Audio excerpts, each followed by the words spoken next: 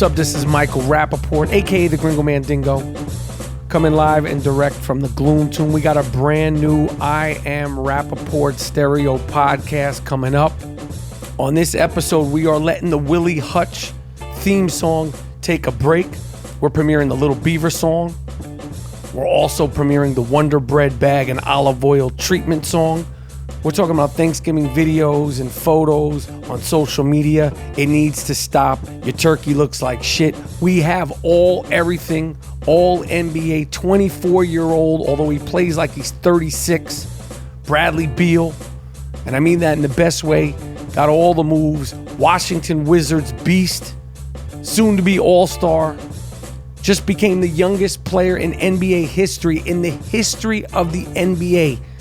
The fastest player to achieve 700 3-point shots made in the history of the NBA. We got him. Dope interview with Bradley Beal, Washington Wizard, everything dude. Part of the tandem with John Wall. What else do we got? I don't know what you did over the Thanksgiving Day weekend, but Tiger Woods played golf with Donald Trump.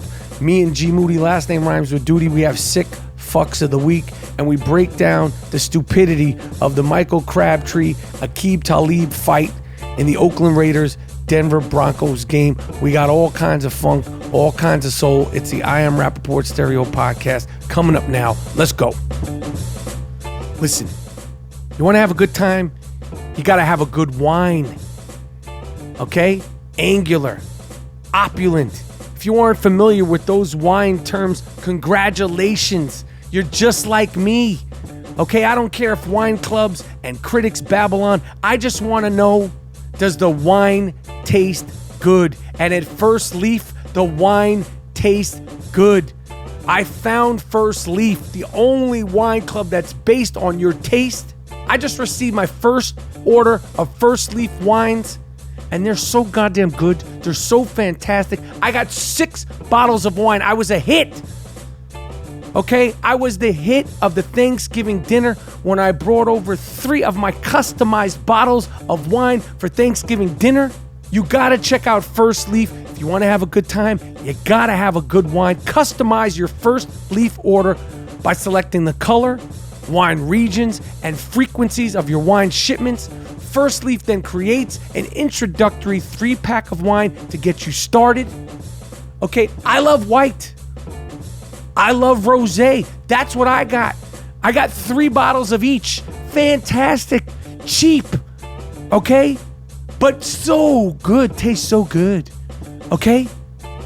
With First Leaf's introductory pack, you'll get 3 bottles of wine for just $5 each. Normally, these bottles of wine go for at least $20 a piece. Okay? If not more. When your bottles arrive, rate the wine to get personalized selections based on your unique personal taste. To order your 3-pack of introductory wine for $15, just $15, go to firstleaf.com/Rapaport. That's 3 bottles of wine for only $15 at firstleaf.com/Rapaport.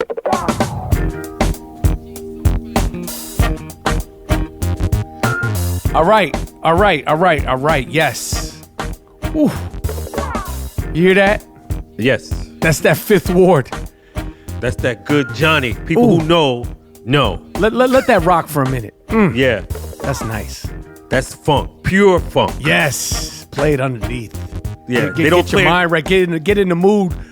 Get in the mood for some free shit talking. The I Am Rapaport stereo podcast, where the shit talking is free. You were listening to the sounds of G Moody Beats. Yeah. Moody Beats. This is the I Am Rapaport stereo podcast. Let that rock. Yes. Those musicians didn't play around back in the days. It was funk. There was no other foolishness. We're going to get down on this, and we love it. Oh, well, Miles, the producer extraordinaire, Miles Davis and Jordan Winter, the Dust Brothers, the best podcast producers in the business, hands down. No questions. Keep it funky all show, man. Yeah. Keep it funky all show, and we're gonna introduce a new segment.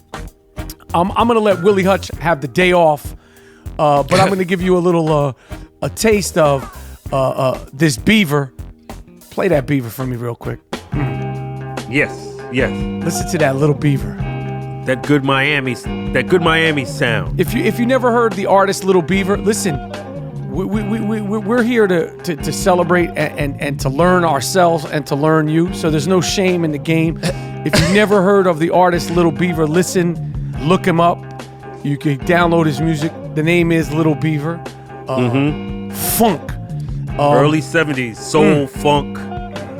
I think blues, guitar. Oh yeah, he came from the blues. Yeah, Little Beaver's that guy. So today on the show, instead of the Willie Hutch, there's one person, Tiger Woods. Later on in the show, he's gonna get that Little Beaver. So when I say Miles, let me get that Beaver, he's gonna put that good shit on. Oh man, we're gonna get to him later, and but this is the sounds of the I AM Rapaport Stereo Podcast. They call us the Malachi Brothers. Yep. The Disco 2. We have new listeners each week. For those of you who don't know, me and Mr. Moody have been friends and podcasting offline since 1982. And you are now rocking with the best. It's the worldwide phenomenon, I AM Rapaport Stereo Podcast. I hope everybody had a healthy, safe, productive holiday weekend. Where'd you wind up eating, Mr. Moody? Oh, I was in my crib, man. I was in my crib. My man Dave from Bushwick came through. Okay.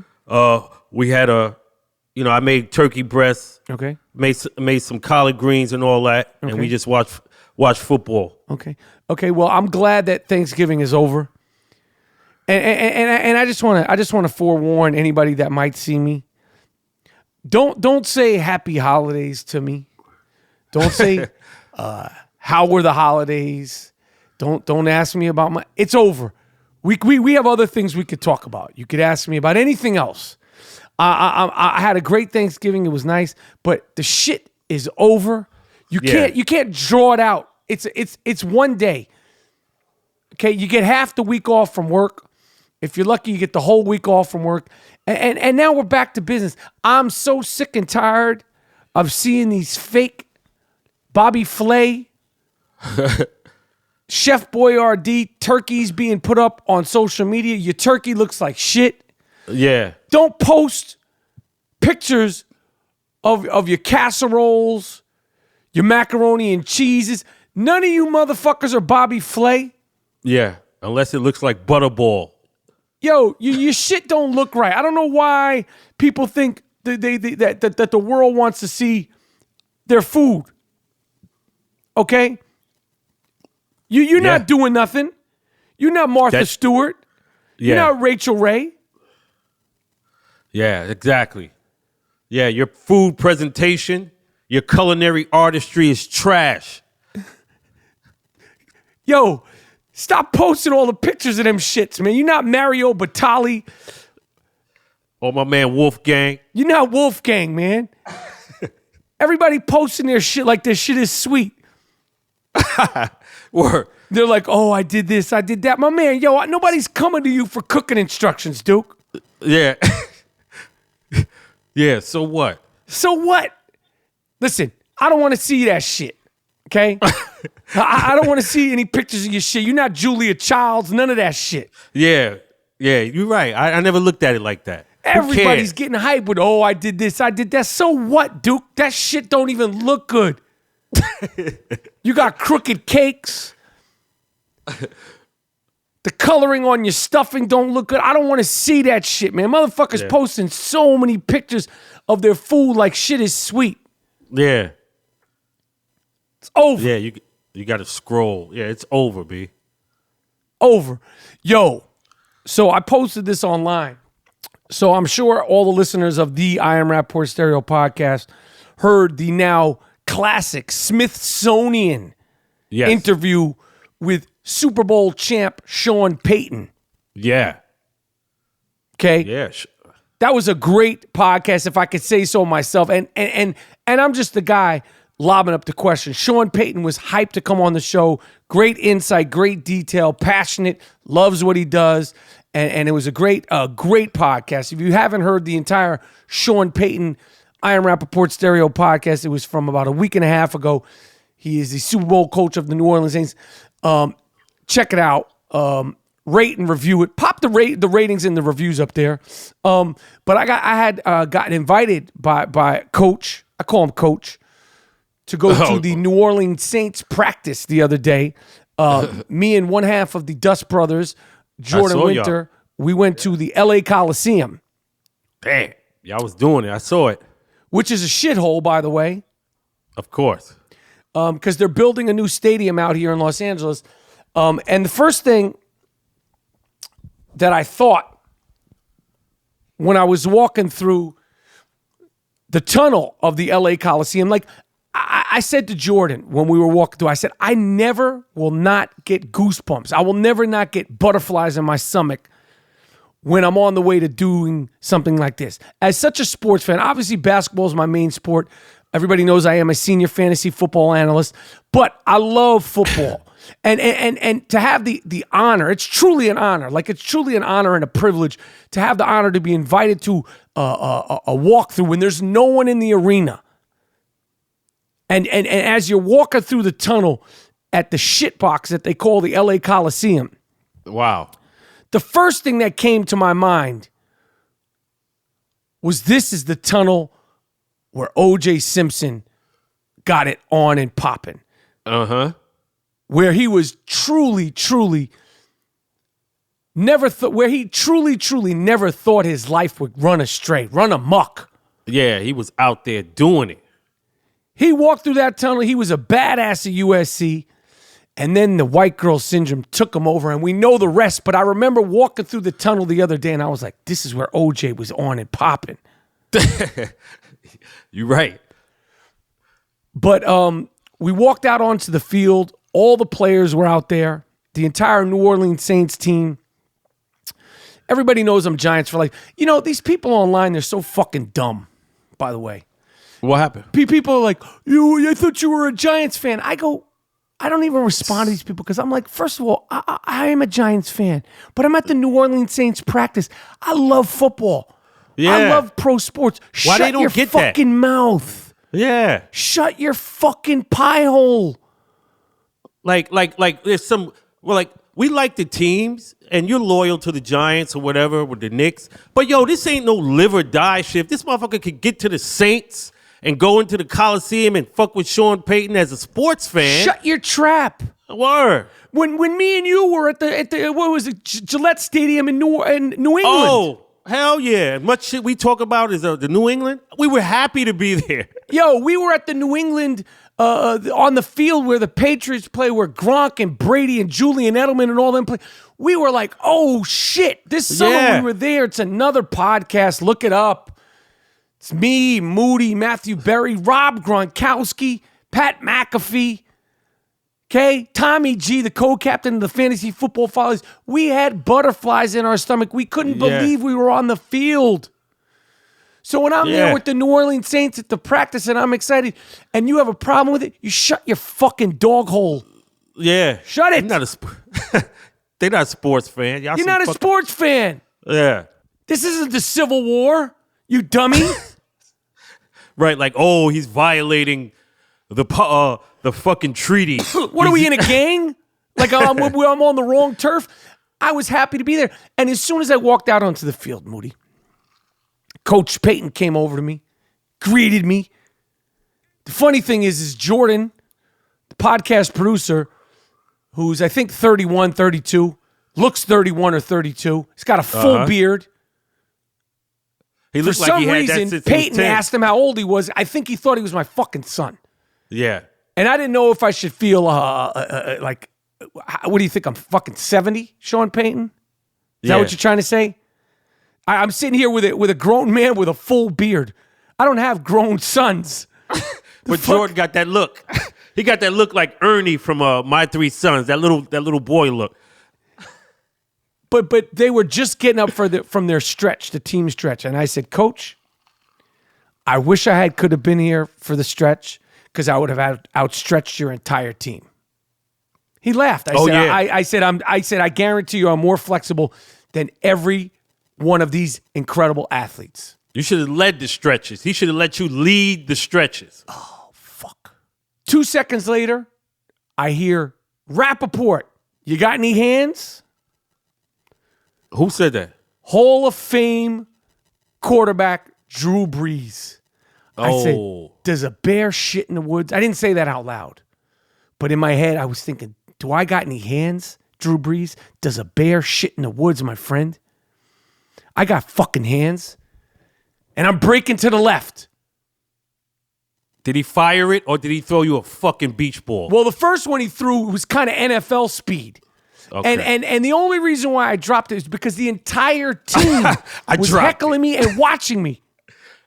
But hey, you act, right, motherfucker? You on a set. I know, with but a lot I didn't even get to motherfuckers? prepare. I didn't even get to tie my shoes or prepare, man. Like, it's like you're on the field. It's so long. Let me tell you something. 5 yards on an NFL field is long. Yeah, it's like 20 city blocks. So the first one, I bobbled it, missed it. Oh, shit. I got Teddy Ginn Jr., I got Alvin Kamara, I got Michael Thomas, I got the entire offense and the entire defense heckling me. I say, Breeze, you know what? There's no such thing as bad catches, but there are such things as bad throws. Throw it again. A Hall of Famer, you telling him. I told him. He fucked up. It's your fault. Not my fucking fault. Jesus. I break to the left again.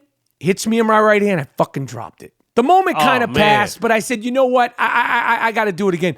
I said, Breeze, I'm gonna break to my right. That way it could hit my strong hand, my left hand. Boom, he hits me to my left hand. I run it into the end zone. I spike it. It's all online. I was out of breath. The actual trainer said, are you okay to me? I said, listen, don't be a fucking wise guy. I appreciate that I'm here. Don't be I said, I'm fine. He said, well, you're breathing hard. I said, I'm fine. I'll be okay. Got to watch them work out. Got to watch them practice a little bit. And then the coach says, will you break the team down? That's when they go like, on 3 Saints or, on 3, whatever. Right. I saw that. Yes. Miles, play the clip of me breaking the team down. You know what I mean? You got to set the tone. Like the biggest guy. Where's the biggest defensive guy? Get him. Smack the shit out of him. We're going to win this fucking game. Like Oklahoma drill, just right there. Right there on the field. Yeah. Get you guys to clear out the cameras. Like it's just you and What if I got the D coordinator? What if I got smack his fucking you, cocksucker. Win this game. This defense is supposed to suck. It doesn't suck. We're kicking ass. We're 8-2. We're going to kick these fucking guys' ass. Michael, can you give us a breakdown? It's not real hard. Come on. I've seen your rants. We're going to get a ranted up. Go, get a rant. Who's checking Aaron Donald tomorrow? Who's manning them up? Huh? Everybody. They knock him on his fucking ass tomorrow. Show us the force off the top of the plate. On 3, Saints win. 1, 2, 3. Saints win! Let's go! Let's fucking go! So that's me. I broke the 53 men down. On 3, Saints win. 1, 2, 3, Saints win. That's me. I thought you was gonna do any fuckboys in the house. I should have did the shame game chant, but I didn't want to freak anybody up. But the point is, G. Okay. Me and Jordan, we were on cloud 9. I was talking shit. We had fun. The team was pumped. Now, unfortunately, they wound up losing a tough game to the Los Angeles Rams. Yeah, but that was a good game. I had a ball. It was so much fun. I was elated. And Shout that's out. why when I look online, when I post the video and I see these dummies saying, you're cheering for the Saints, I don't respond to you because you're dumb. Right. Those are dumb guys. Shout out to the Saints organization for, bringing your ass in and treating Exactly. you like, yeah, man. Exactly. We were so excited to be there. And I said to Jordan, if there's a day when you get to go to an NFL practice or you get to go to an NBA shoot-around like we did when we got to watch the Warriors and the Cavaliers up close at the finals, and you're not excited and you're not dropping passes when it becomes too familiar, get out of the business. Because that's when you're jaded. Yeah. That's a once-in-a-lifetime thing, man. Yo, that's good, man. I was like a kid in a I literally felt like I was 12 years old, and I was like, I'm 47. I said, I hope this feeling never goes away, that I'll never take these kinds of experiences for granted, because we were so fucking jacked for like 3 or 4 hours. I was fucking jacked up, man. World-class athletes, Drew Brees in the house. Come on, man. And you know what it's like? it's actually beautiful to watch them. They're so good at what they do. They're so like fluid. It's so like they make it look so effortless. It's beautiful to watch professional athletes that close. And again, I'll never, ever, ever take those kinds of experiences for granted. That's never going to be like the norm for me. Like I'll never not be like, oh, this is boring or this is stupid. I've had a handful of those experiences, like football games and of course basketball games, and every single time I feel like I'm a kid. Yo, that's normal, man. Yo, did you see the Denver Broncos Oakland Raiders game? Yeah, money snatched. They snatching chains out there, man. Yo, Doing muggings. Akeem Talib and Michael Crabtree. Yo, do it for charity. If you really want to shoot joints, you gotta be. Football fighting is so fucking stupid. Yeah. Now Michael Crabtree got a 2-game suspension. I think Akeem Talib got a 2-game suspension. Michael Crabtree, you're fucking up my fantasy league. I think I picked him in the 6th round. Okay, all right, your fantasy league. If a guy is fighting, what does that do to your team? Do you trade him? What? I can't trade him. What the fuck do you do if a guy can't. The trade deadline passed. He's suspended. I don't know what I should do with him. I can't cut him. Just to cut him because there's no feelings in fantasy. That's my trademark. I'll fucking sue you if you steal it. There's no feelings in fantasy. There's no feelings in fantasy. It's just so dumb. These guys are out there fighting. It's so stupid. Yo, Akeem yapped his chain last year. And apparently, Michael Crabtree taped it to his chest this time. And he still got a yap. Why don't you just not wear the fucking chain during the football game? How about that? This is some old 80s Brooklyn shit. We snatching your chain, man. Like Lil Fame said, I walk through your neighborhood with my chain out. Real dumb. It'll get you benched. It'll get you cut. He should be cut. Jesus. So, over the holiday weekend, Tiger Woods. Oh, man. What now? This Mark-ass trick, Tiger Woods. Tiger, you fuck. Mark-ass buster.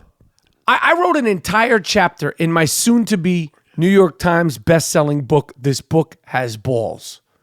I wrote an entire chapter breaking down in basic terms what you need to do to get your groove back, to have any sense of a career and respect in the world. We know you're a savage, Tiger Woods. Yep. Matter of fact, turn the Beaver on. Yeah, give him Little Beaver, man. We know you're a savage, Tiger Woods. We know what you're about. We also know that on long weekends, you tend to fuck up, Duke. It was either Memorial Day or Labor Day when you first crashed your car and your wife smashed your windshield. Oh, yeah. With your own golf club. She snuffed him. I believe it was either the 4th of July when you had the DUI. Yep. Neither one of those things are funny. Your life came crashing down and the world saw that you're a sex-addicted animal. Fiend. I mean, and you're not fucking with one bad chick. You're fucking with grade B, grade C, and sometimes grade D. As the world's greatest golfer. As the world's greatest golfer, you have a pang, a taste for Applebee's waitresses. And we're not talking about the host. We're talking about the waitresses. No disrespect to the ladies who work at Applebee's.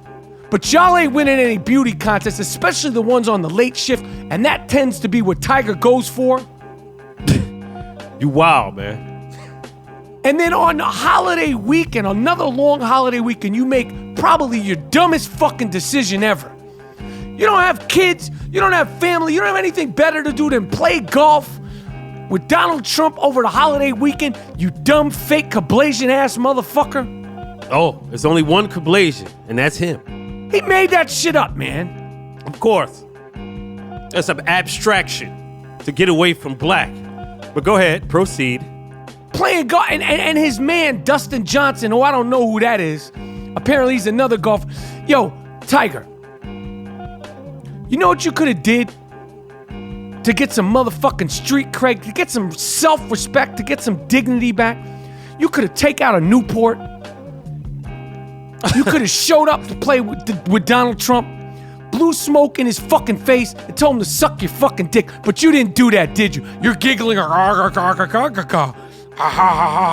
shucking and jiving with Donald Trump. Why? Yeah.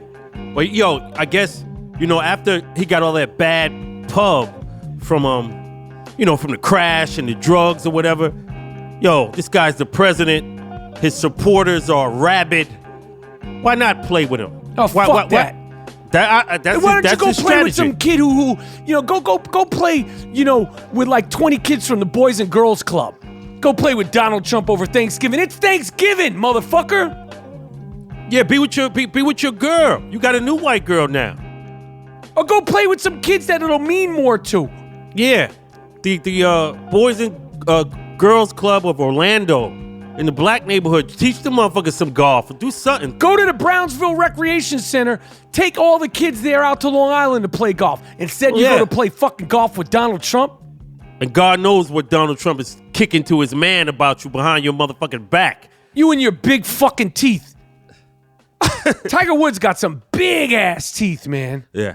Whew.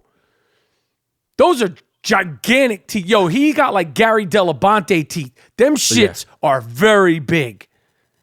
Ultra polished. Yo, you could tell when somebody got their shit, the chiclets, is if nobody's teeth are all the exact same color. Of course not. But Tiger Woods are. He got them ginormous bowling pin teeth. He has to win. He Fuck ain't all gonna this do other shit. That's what I'm saying. Like, that time is over, B. And the reason why it's over is because you're not being yourself. If you would just get back to freaking off and being the savage we know you are, like I wrote in great detail, and this book has balls, sports rants from the MVP of talking trash, the soon-to-be New York Times bestseller. If you had just listened, it's 3 to 4 pages, very plainly written out. You couldn't do that. You gave him the solution.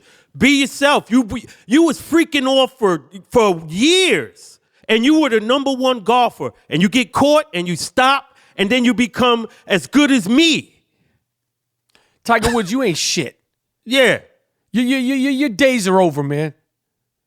Once you started trying to really fake jacks and not be exactly who you are, yep, you never won. Addicted fiend, you've never been back. Yep. And now you're hanging out with Donald Trump, and I wish you all luck. You know how hard it is to write a fucking chapter? You know what a privilege it is to write a chapter, and this book has balls? Sports rants from the MVP of talking trash, and this is what you do? This is how you show your appreciation to me? Right, and you gave him all the fucking remedy. Basic remedies. It was laid out. Plain and simple. I gotta take a break. It's the I Am Rapaport Stereo Podcast. Yo, coming up, we're gonna have Bradley Beal, NBA everything, all-star coming up, scoring machine, Washington Wizard coming up on the show.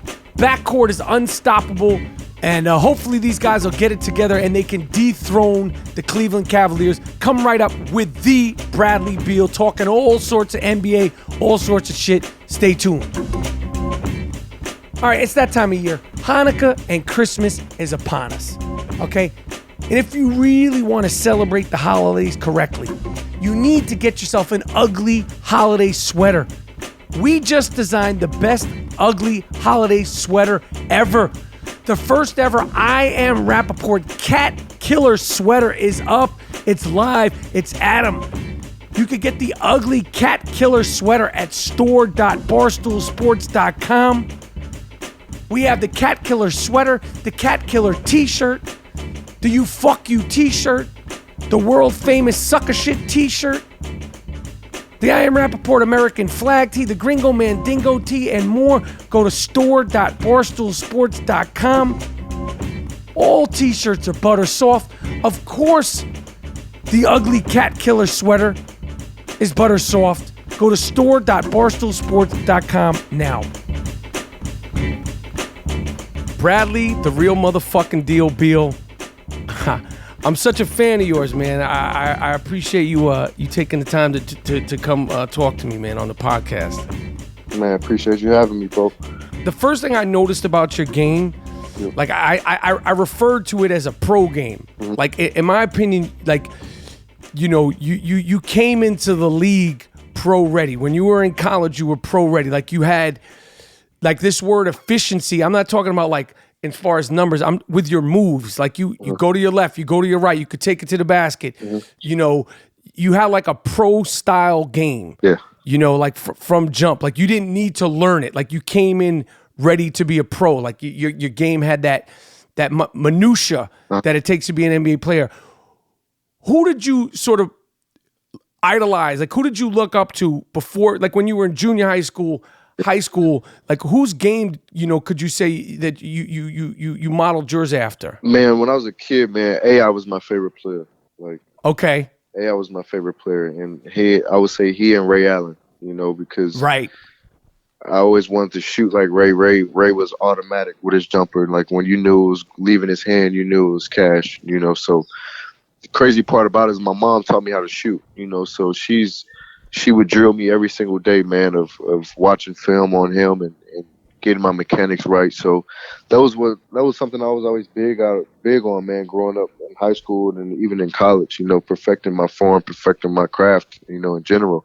And I think as I got older, man, I had to go back and watch some Allen Iverson and a little bit of D Wade and their ball handling and how they got to the basket, because I didn't want to just be a straight one-dimensional guy. I didn't want to just be labeled as a straight shooter. I wanted to be an efficient scorer, a pure scorer at that. So the biggest thing, man, is just constantly working on my game, working on my craft. But I would definitely say AI and Ray Allen were my two go-to guys when it came to my favorite players watching, for sure.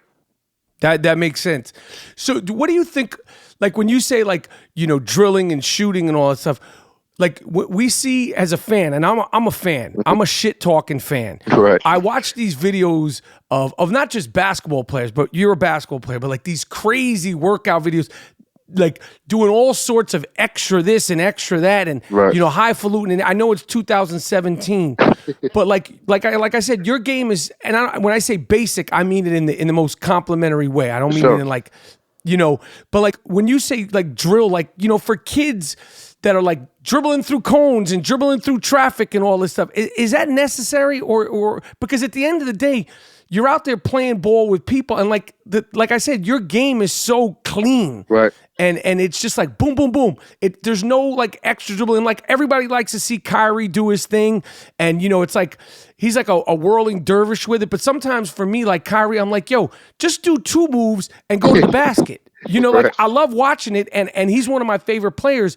But like the difference between you and him, and you're both badasses, is like you're like boom, boom, go to the hoop. Like so when you see these kids, and I'm not talking about pros, but I'm talking when you see these kids doing these crazy extra drills, is all that necessary? You know what? I've always been like, I always straddled the fence with that one because I always feel like it's like either you have it or you don't. Right. I feel like Kyrie had that. I feel like he had that when he was in high school. You feel me? Like he was crossing cats. He'll hit you with 10 combos and bring it back and then continue to dance with you the whole time. I've always, like you said, my game is basic. I'll call it like it is. It is basic. I try to keep it as simple and as easy on me as possible. I feel like if I can get to the basket quick, or if I can get some space and knock down a jumper, that's all I need.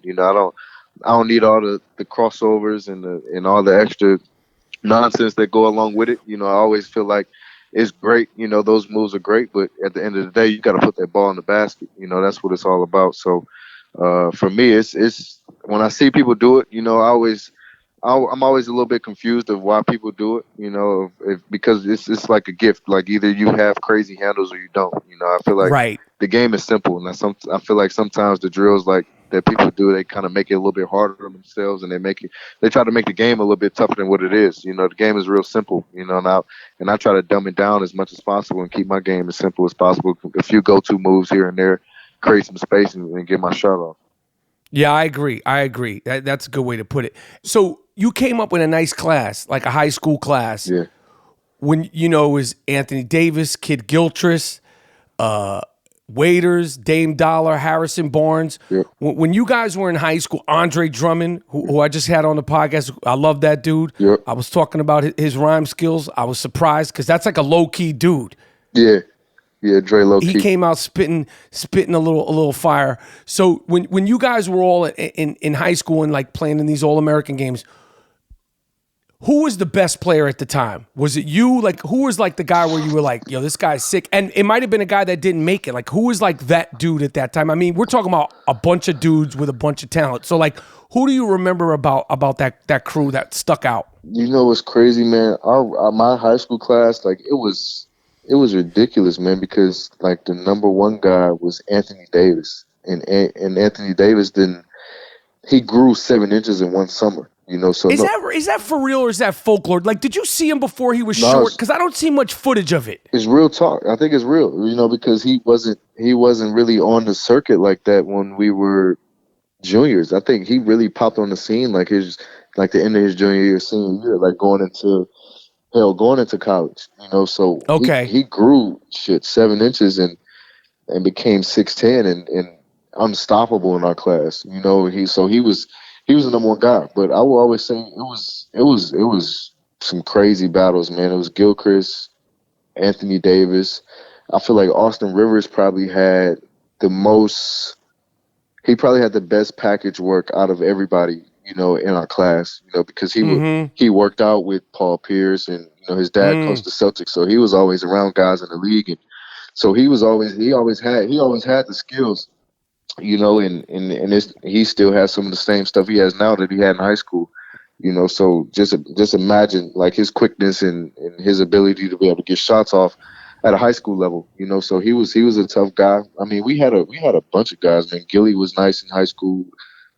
Quincy Miller, I think he's overseas now, but he was great in high school. Man, it's a busload of guys who aren't in the league right now who were just animals, man. You can go down our whole top 10 of my high school class, man, and I feel like all of them should be in the league because it was always constant battles, man. It was great, you know. But you know, it's always crazy how the business works and guys in the league and guys who aren't in the league. But at the end of the day, man, I'll definitely say I had one of the best high school classes, probably since Bronze class. How does that work? Like when these guys are so great, you know, like the difference between being, forget a high school, you know, all-star, and then even you see guys in college, like you'll see this player of the year and that player of the year, they'll get drafted, there'll be all this, and then their game might not fit. Is it their game? Is it the style of the NBA game? Is it mental? Man, I think it's a little bit of everything, man. Everything that you just touched on, man, from the dynamic of the game, the transition of the game. You know, some guys don't transition well into the league, or the style of play. And I also think like it depends on where you get drafted and, you know, who picks you up, you know, because you got to think it's only 450 jobs, you know, it's only 450 of us in the league. So there's always going to be another guy who can do just as much as you can, if not better, you know, so it's always a matter of what separates you from everybody else, you know, and I think sometimes that's where guys get, you know, kind of put on the back burner because there's always another one of you out there, you know, so that's always where your game has to improve. You got to get better in every single category possible, man, because like just like in the snap of a finger, the business works, man. They can cut you and be on to the next guy, you know, so the politics of it is crazy, you know, your skill set, the transition of it, you know, the lifestyle that comes with it, you know, that comes to play with it, you know, it's all of that factors into one, man. And if you're not prepared mentally, at the end of the day, man, you can be out of the league in a heartbeat. I think like the lifespan in the league is like 3 years, you know, so like it's not that long, you know, so guys are in and out, you know, in the snap of a finger, and it's crazy because you're like, man, this guy was really talented. This guy was a beast coming out of high school, a beast in college, right. You know, and it's always sad, man, because you wish that you could play with them or play against them, you know, for the rest of your life, you know, have amazing stories like that. But man, it never turns out that way. These intangibles that you're talking about, was it something you were always aware of? Did you learn it?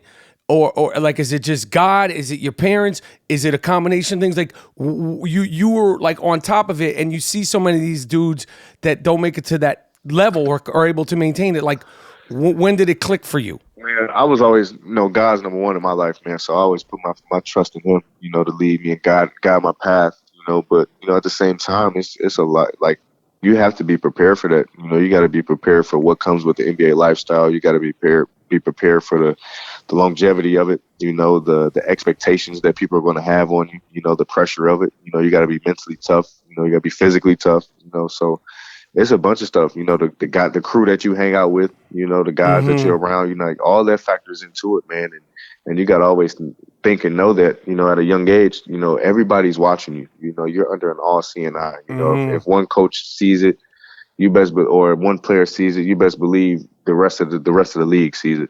So all of it factors into one, man. You gotta be on your P's and Q's for sure. Because the league is no joke. They'll chew you up and spit you out in a heartbeat. And at the end of the day, they take care of guys who are in the league. I'll give us that. I feel like we got one of the best players associations in the world, one of the best unions in the world. But man, when it comes down to the business aspect of it, man, it's crazy. And you can definitely get left behind if you're not ready for it. So you guys just played the Lakers twice, and for me, I've been real outspoken about LeVar Ball, and it's not even the kid, it's the father. He brought so much attention on his son, who's 20, and I know you guys look at it differently, like it's a fraternity and all that stuff. But like I've been saying, like, yo, just because this kid is all this hype and he's trending on Twitter, none of that shit matters. Right. When you get on that court, you guys are all there. You're there to bust each other's ass. Yeah. And the hashtags and the sneakers, none of that shit matters. Nope. So after being a contemporary, this is a guy who's now in your league. And you guys got caught up in the John Wall thing that my man Gortat, the most interesting man in the world with the worst beard in the world, I want to talk to you about, because somebody got to talk to him about his beard. I know he's eccentric, but we got to talk about it. Huh? His mohawk too. The whole thing got to go. Like, first of all, we're going to get to that in a second. But like the whole Lonzo Ball craziness, I know you guys look at it differently because you're like, yo, you're going to get out there. We're going to see what you got. So after these 2 games with him, playing against him, and then this sort of John Wall, Lonzo battle that happened in Los Angeles that I think disrupted the game. What is your take on him and this this freaky fame that he has and the expectations that I don't care if it's LeBron, Jordan, Mike, Bird, nobody can live up to because he has no room to breathe. He has no rooms to make mistakes for sure because of what the father did. So what is your take on him as a player now and just the whole hysteria of it? You know what? I feel like like you said, man, it's a lot of pressure on him. And I feel like it might be a little bit too much, to handle, because when you come into the league, you already have that expectation. You were you were the second pick of the draft, so that's an expectation in itself that you have to come in and change a program or change your organization. You feel me? So that pressure in itself, and then not to mention your dad is bragging about you. There's a lot of guys in the league who love it, because a lot of guys don't have fathers in the league, and a lot of guys didn't have that figure or would wish that their dad, would be around to like cheer them on and brag about them. So I understand that aspect of it, but at the same time, man, you're putting all this pressure on them, and when you get to the league, like guys don't give a damn about that. Like guys. Like, these are grown men you're playing against. These guys have kids of their own, so at the end of the day, they're going to see what you're about. They're going to see, what you bring to the table, what you're capable of. I feel like he has to grow. Your rookie season is all about growth and getting better. You're not going to be perfect. You're not going to be out and be the next Mike or be the next Braun, in your first year. That's a miracle to happen. You feel me? Like that. It's a freaky thing. Those are freaks of nature. You feel me? So he has to grow, man. He still has a long way to go. I'm a fan of him. I hope he gets better. I never wish bad upon anybody. I hope he figures it out. And I feel like it's a mental challenge for him more than anything. I feel like he's gifted. He's a 6'6" point guard. He has the size and the physicality to be in the league. But it's always 90-10. It's 90% mental, 10% physical. If you're not mentally ready to play the game, man, it can hurt you. So. I think he still has a lot to grow. He has a lot of room to grow, and I hope that he's able to, put it together. He has magic behind him over there. He's in a great organization, so I hope he turns it around, man. But know, guys, that's not going to stop guys from going at them. No, that much I can guarantee. Right, I agree. I mean, because you know, I mean, whether it's 3-on-3, 2-on-2, 1-on-1, like basketball is basketball, and all the hashtags and all that other foolishness, it doesn't mean anything when you guys get out there. Man. I like your team. So my man Gortat, let's get on him.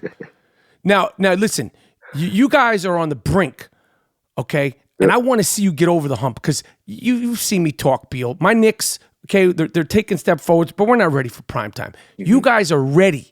You're right there. You got into the little shit with LeBron. Okay, he came back. I don't know what the hell kind of red juice he was sipping. Man. He did his thing. He's a beast. That goes without saying. Right. But your guy Gortat, what are we gonna do with him? Like in the locker room, okay, on the bus.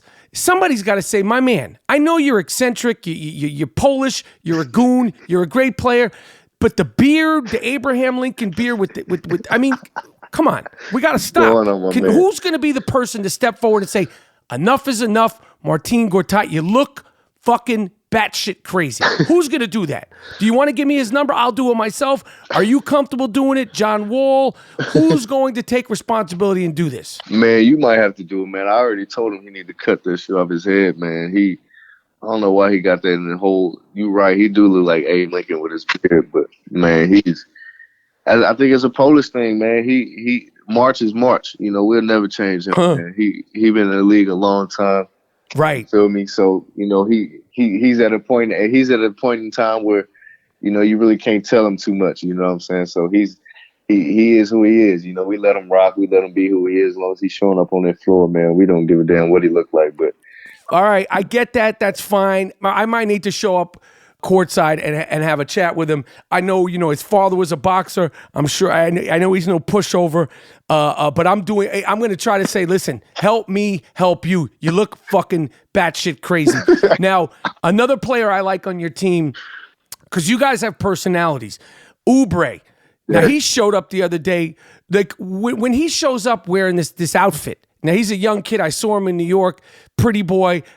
When he shows up wearing this craziness, are you guys like, yo, my man, what's up? Like, where are you at? Like, what are you doing? You look like, how does that work with the fashion in the NBA? You guys are well aware of it. I know you guys are you 24 years old? Yeah, I'm 24.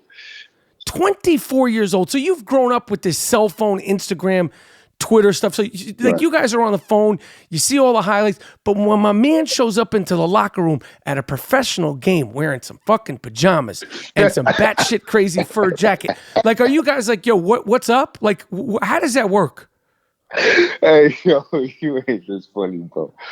Hey, man, we put Kelly in a class of his own, man.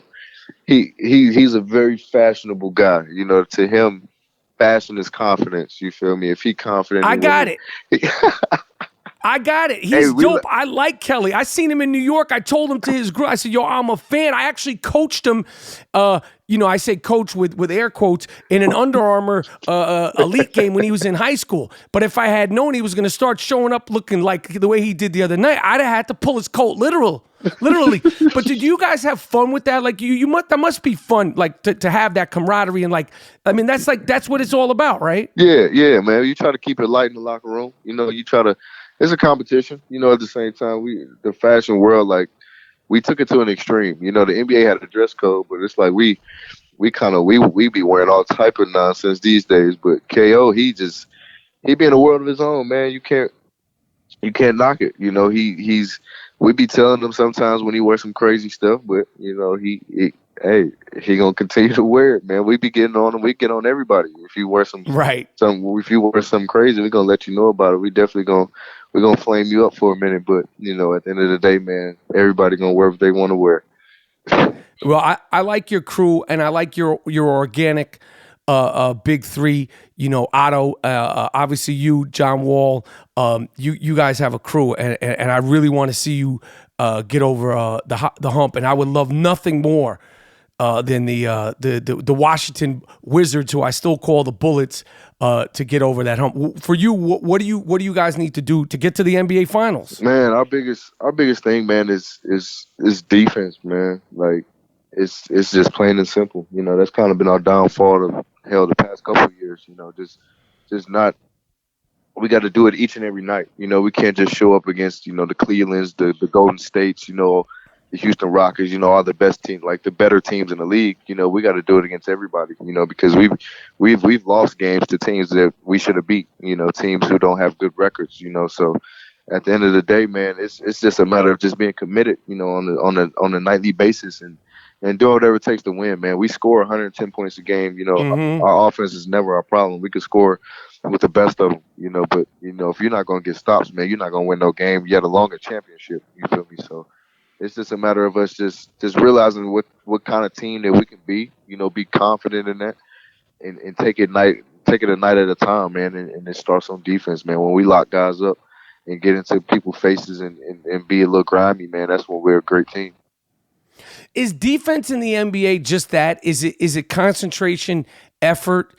Like, what does it take to be a good defensive player in the NBA? Obviously, dudes are going to score. Right. You're playing against freaks every night. You're playing against LeBrons, Russell Westbrooks. I mean, those are the obvious ones. Everybody in the NBA is great. You're a pain in the ass to guard. I couldn't imagine guarding Bradley Beal. But like, if you guys know that's your thing, what is it? Is it communication? Is it effort? Is it or is it all those things every single night, every single possession? It's all of those things every single night, man. It starts with communication, man. If you're not talking, man, you can leave somebody on the island that get barbecued the whole game. You feel me? And that's never good, and it makes the guy look bad, makes your team look bad, and it's commitment and effort, man. Defense is something that you can control. You can't always control the ball going in the hoop. We don't. Hell, it's physics at the end of the day. So. Well, defensively, you can control that. You can control your effort. You can control how hard you play. And at the end of the day, yeah, we're all pros. Everybody can score. Like, we're all on this level for a reason. So you respect that factor of it. But at the end of the day, man, when you know that you can be a great defensive team, and when you see the Golden States and the Clevelands and the teams that win championships, they get after it on the defensive end on a nightly basis. And right. I think the biggest thing about it is they don't get bored with it. A lot of guys get bored with playing defense, and they lose interest in it and just solely focus on scoring. And when you do that, that's the wrong mindset to have, and you're gonna get burned up. You can't outscore everybody. So it's all about commitment, effort, man, and you got to talk, man. Talking is very key on the defensive end. So talking amongst yourselves is a key. You got into a verbal thing with Draymond, and it cost you $50,000. How much regret do you have? Like, do you go, or it was worth it, or do you like, if I'm going to pay $50K, I wish I would have said this about his mom, about his peasy hair, like that $50K. I don't care how much you're making. I know $50K is $50K, and then when you look back at the tape and it's nothing, like how hard is that to give away that $50K for just a little nothing incident? Yeah, that's a tough pill. That's a tough pill, man. $50K that's a lot of money, man. First and foremost, man, and I regret it, man, every single day. Because for one, we were winning in that game. We were up 18. Yep. We were up 18. You feel me? And I feel like if I wouldn't have got ejected and put myself in that position, regardless of what was happening in the game, if I didn't put myself in that position, I feel like we would have won that game. But at the end of the day, man, it happened. It was what it was. You learn from it, and you got to realize that, there are going to be situations where guys are going to try to get you out of your character, get you out of the game. And that's what he did, at the end of the day. Shit, it hurt the team, and I definitely regret it, man. Right. And for $50K, I feel like it damn sure wasn't worth it, I hear you. That it wasn't worth it at all. You feel me? So it's a lesson learned for me. I'll know how to deal with it if I'm ever in that situation again, though. So aside from Draymond, who are the other dudes in the league that like to yap? Because that doesn't seem like, are you a shit talker? Because if you're a shit talker, I don't see you doing it overtly. Like, do you talk shit? Like, who are the other guys in the league that like to talk? I'll do it, but I won't start it. Like, I feel like if you start it, then all bets are off. You feel me? I'm all about going about my business, man, getting the job done, hooping. Hoops is hoops, man. We do this for a living. This should be fun for us. But trash talking happens. You feel me? But I feel like, hell, John is probably one of the biggest ones. John, I feel like a lot of guys on our team talk trash. I think IT is a big trash talker. Uh-huh. Boogie's a trash talker. It's a bunch of them. There's a bunch of them, especially when guys get going, man. Anything can happen. Like guys get to talking crazy at the mouth when they get to hooping. Because when I spoke to Drummond, he said he talked a lot of shit, and I said I don't like. There's so many cameras, and I mean I would be in big trouble because listen, my game it was null and void, but. Listen, I could talk a lot of shit, but with the cameras and you got to watch how you do it. Like there's like tricks of the trade of trash talking now. Like you got to like really kind of watch what you're doing. For sure. It's like getting a dirty hit off in the game. You know, you got to do it when the ref isn't looking. You know, that's it's kind of the same thing. You know, you trash talking. You can just be running next to the guy trash talking to him down the floor. You know, the camera isn't going to catch that. You know, or the mic isn't going to catch that. So. It happens throughout the game, especially the free throw line. The free throw line is where it gets crazy. You know, everybody stop, or when there's a timeout call, you walking past somebody, call them a bum, or you know, you can guard me this and that. So it happens throughout the course of a game, but the camera catches some of it, but it definitely don't catch all of it. That's for sure. All right, well, listen, Beal, I hope you make the All-Star game. Okay, I'm such a fan of yours. I appreciate you taking the time. The All-Star game is in LA, so if you make it to the All-Star game and you're on your way, you're doing your thing, I'll be out here to give you a pound and celebrate it. And if you make the All-Star game, hopefully your guy Gortat will come out here and support. And you could just line me up. I'm gonna give him a little respectable talking to, man. But good luck. I wish you a healthy season, my man. And hopefully you'll be out in Los Angeles for the All-Star break. And keep doing your thing, man. I'm a huge fan, man. My man, I love your show, love your podcast, man. I appreciate you having me on. I'm a fan of all your work, man. You are beyond hilarious, my man. I appreciate it, bro. Absolutely, man. Yo, keep doing your thing. Stay healthy, and I'll see you soon, my friend. My man. All right, cool, Beal. All right, we're back. It's more funk. Of course. Just give them all sorts of funk this episode, Miles. Yeah, just give them all, because the amount of beats that GMoneti makes, we don't even get to share it with the world. Just give a potpourri of Moody Beats. All over the world, Moscow, all kind of funk. We got all kind of shit. I find it all. Gee, where can people find the beats if you want to listen to the beats? Anybody who spits on the beats? We got somebody who came up with the Wonder Bread bag rhyme. Word. The Wonder Bread bag treatment. I want to give you a shout out. Any MCs that out there that want to get on these beats, they call for them. Yes. It's Moody Beats at SoundCloud. You'll see me and Rapaport's picture up there and get on that, man. We need that. Yo, I want to shout out Jadakiss and Fabulous. They got some shit called Elm Street, I think. Yo, listen to that. Anybody get that? Yo, punchlines galore. That's some MCing shit, not one curse. What else is going on, Mr. Moody? I want to shout you guys out, too. I want to shout Dean Collins out. Yo, that Shame Game is fantastic. These guys delete their pages. They're supposed to be such brave KKK guys. Yeah. And as soon as you show them, the pages are deleted. So both of you guys are doing tremendous work. Shout out to, I love that shit, man. Thank you. We're going to start doing the Shame Game Twitter version. We're going to start getting these guys on Twitter. Yeah. We're going to start getting these guys on Facebook. The Facebook people are the most vile of them all. And they're in plain sight. Usually they're guys with very bad teeth or very bad skin that talk crazy. And I say it once, I'll say it again.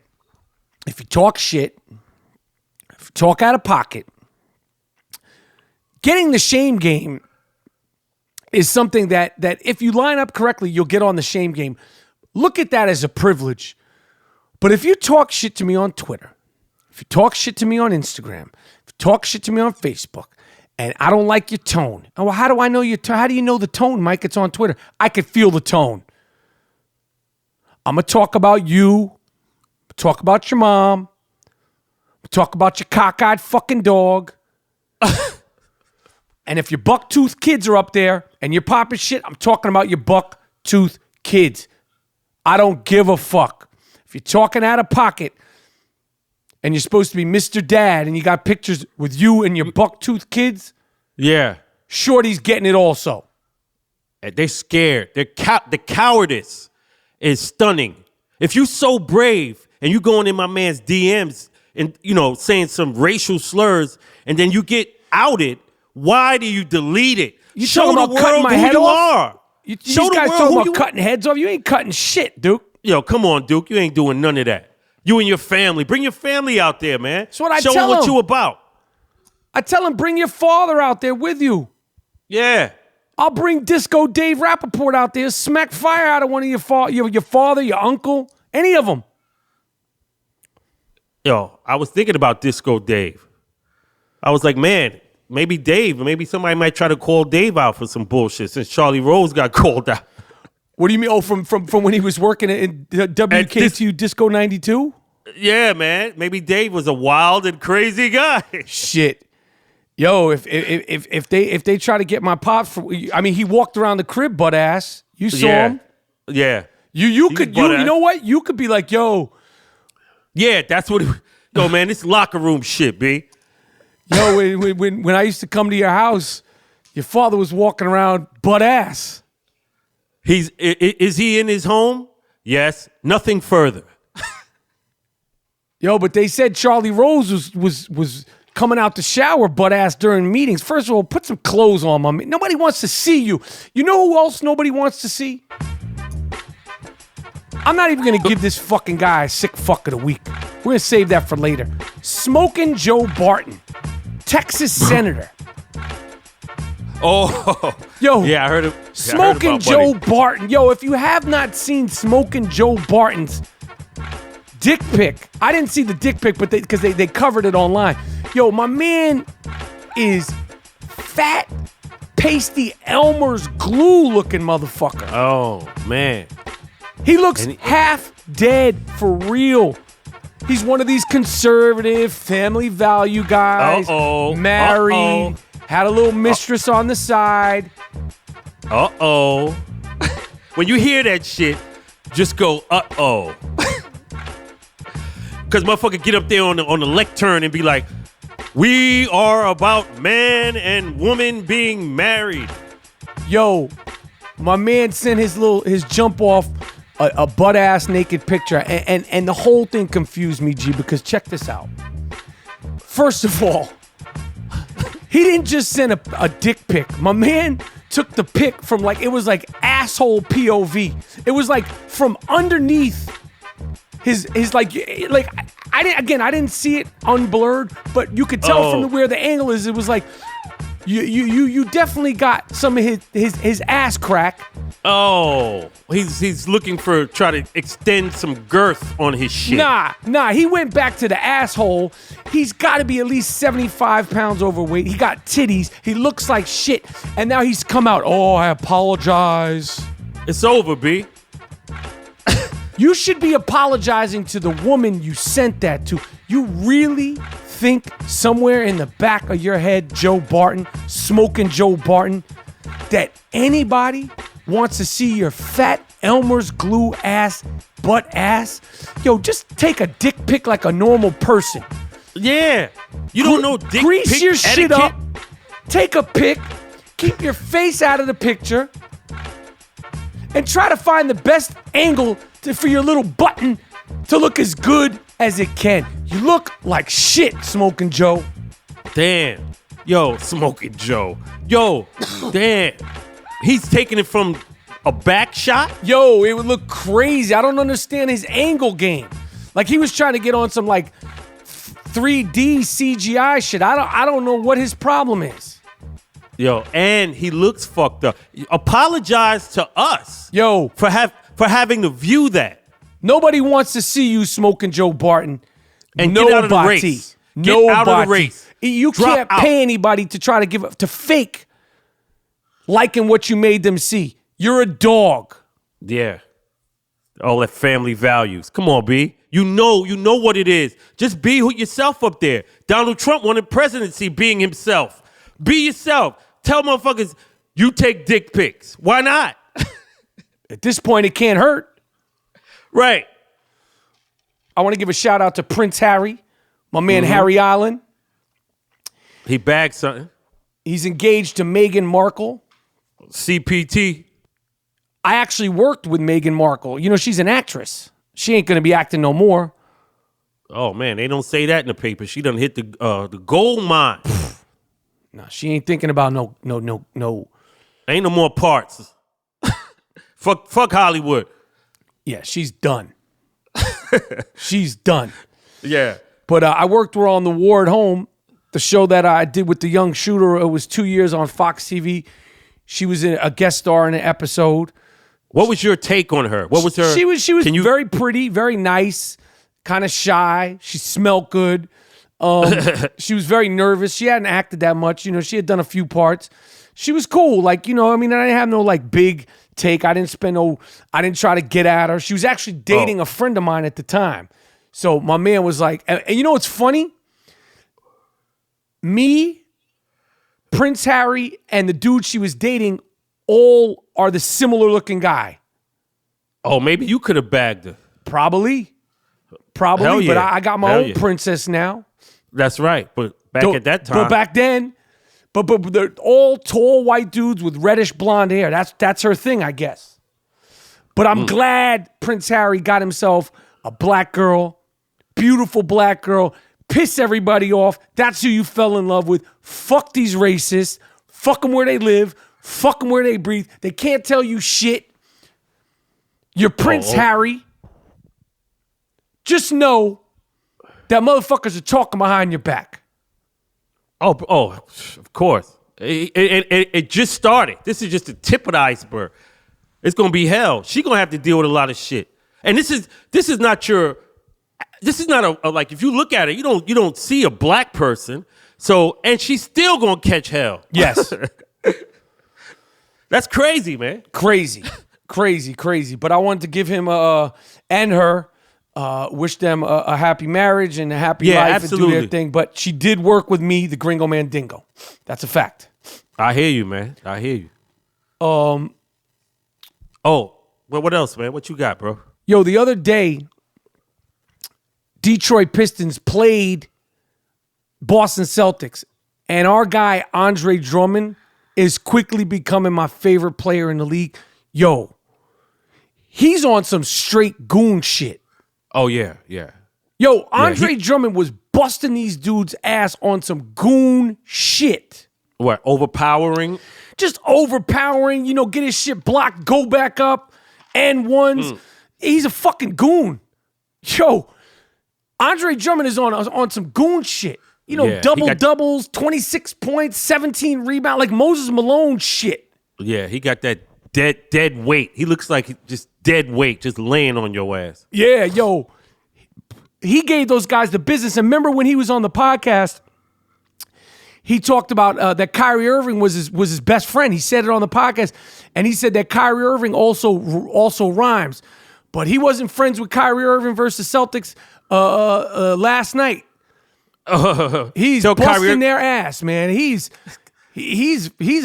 fucking mean down there. He was busting these guys' ass. Friend of the I Am Rapaport Stereo podcast. Keep doing your thing. I want all the dudes to continue doing their thing. Listen, I think it's no better time than the present, Mr. Moody. Yes. Miles, please cue the sick fuck of the week music. This award is earned, not given. It's called the sick fuck of the week. This guy's really sick. Lock him up. How could you do it? Don't let him out. Damn.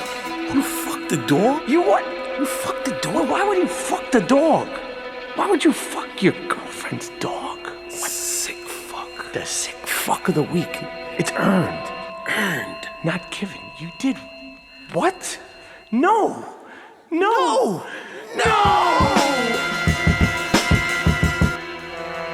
This is the sick fuck of the week music that may or may not segue into the Wonder Bread bag treatment music. We have some new Wonder Bread bag music. That's right. Because Wonder Bread bag and olive oil is a recurring theme. And if you're a recurring theme on the I Am Rapaport Stereo podcast, you get your own G Moody beat. For sure. Speaking of Wonder Bread bag. Miles, cue the Wonder Bread bag music, please. Yes. I didn't know it was going to come so fast.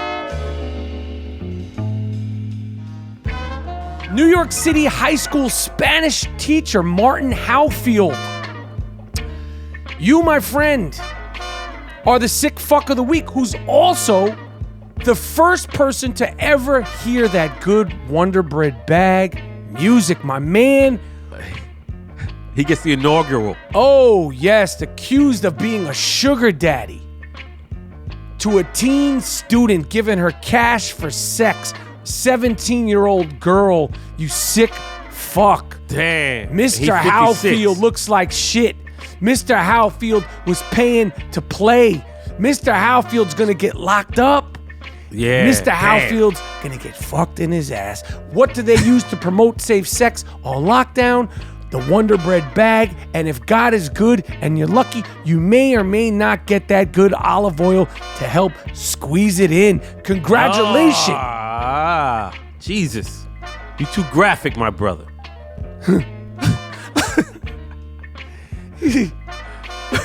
I just want to congratulate Mr. Howfield. This is an honor. He's the first person to hear that Wonder Bread bag music. Yeah.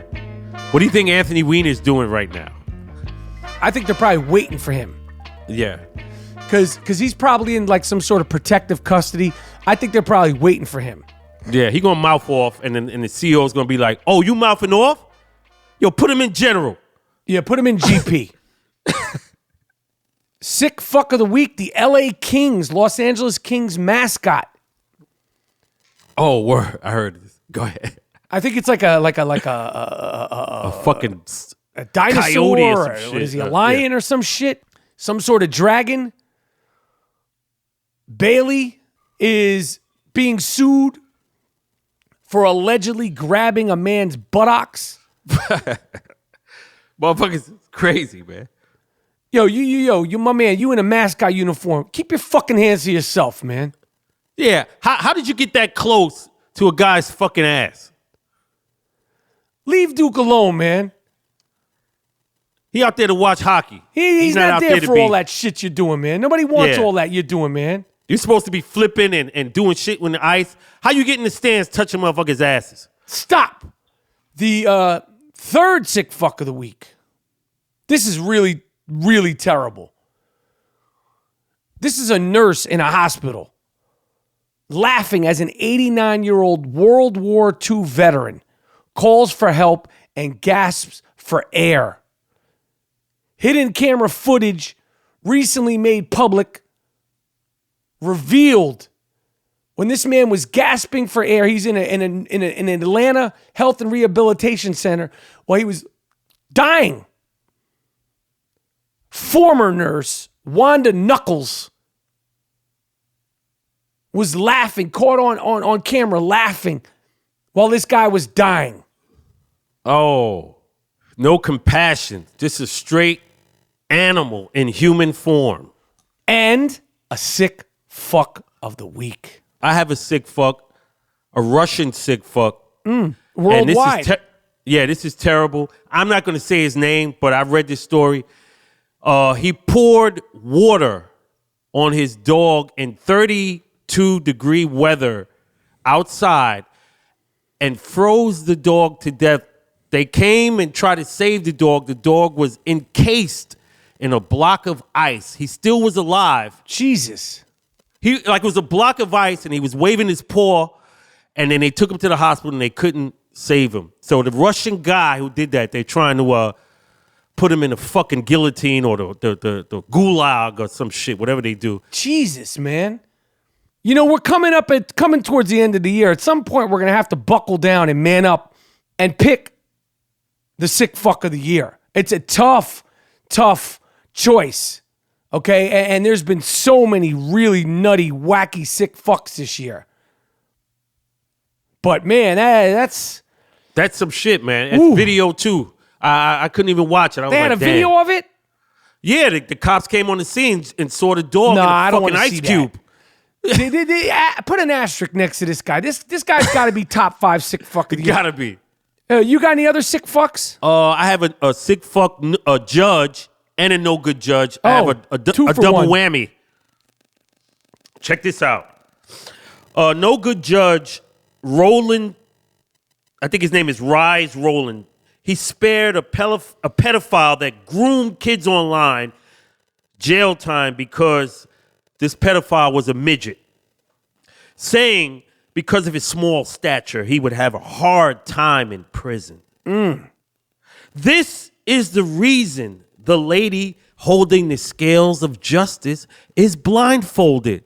So she can't be swayed by if you're a midget and you did some sucker shit. Yeah. And she might feel compassion. She's blindfolded. That's justice. See, the judge is a sick fuck. He let a pedophile go. He's concerned for his treatment in prison. Oh.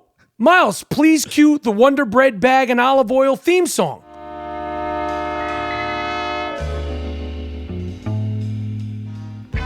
There it is again. See, he should have a problem in jail. Right.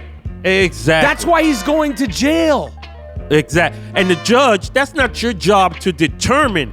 Your job is to dole out the sentence and make the punishment fit the crime.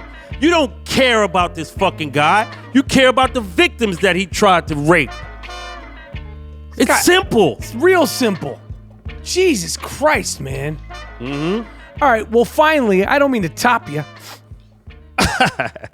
A Syrian man in Syria. See, it's not just the United States. It's a worldwide award-winning segment. A Syrian man was arrested for raping a pony in Germany at a German kids zoo. A 23-year-old Syrian man was arrested at a zoo in Berlin. The man's crime, this assault, was witnessed by visitors and young children. Imagine you're at the zoo. Okay, you're walking around with your cotton candy and your balloons. You're there with your children, your nephews, your niece, or even your wife, your husband, your boyfriend. You're like, oh, sweetheart, let's go to the zoo. We'll go look at the animals. And a guy is in there carrying out a sexual act on a fucking pony. And talking shit to the pony, too. You know, when they do this shit, they be talking in the pony's ear. I don't know what else to say. Listen, you got anything else? I got to give Monica, with all this shit going on, I have to give Monica Lewinsky credit because at least she kept the skirt with the skeet on the skirt, which proved that it was Bill Clinton skeeting. I got to give it to her. Keep the skeet. Yeah, you know what? At least her allegations, you know, they were proven. Proven. That's all I'm saying. It's the I Am Rapaport Stereo Podcast. I want to thank again Bradley Beal, Washington Wizard, for joining the show, joining the podcast. It means so much. I love it. I appreciate it. I hope the fans loved it. Got some insight into what he's into, what he does, his whole thing. We're going to be back with more fire, more action, more podcast, award-winning, top of the heap, worldwide phenomenon. I Am Rapaport Stereo Podcast. I am Michael Rapaport, the Gringo Mandingo. G Moody, last name rhymes with duty. Of course. Just like Steph Curry, last name rhymes with hurry. I Am Rapaport Stereo Podcast, and we're out. Peace.